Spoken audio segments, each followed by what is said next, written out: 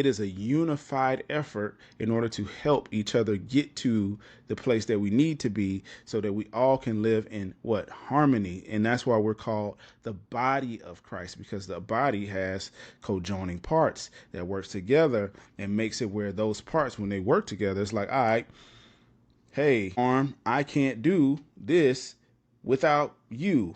I can't be an arm without fingers, and I can't be an arm without hands, and I can't be a full arm without my joints and ligaments and all these things. So I need everybody, and I'm gonna help everybody. That's, to get to where they need to be. You know what I'm saying? I Yeah, like man. that analogy of like the body, how you need every little part because I think some people get so focused on building their own imprint, legacy, not realizing that it is a co-joined effort, that you're going to need other people.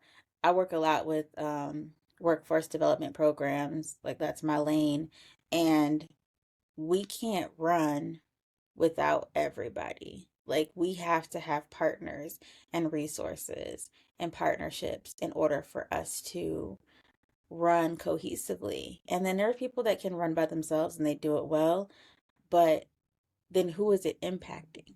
Who's receiving the benefit of that resource? If we're not all working together, then it doesn't really work.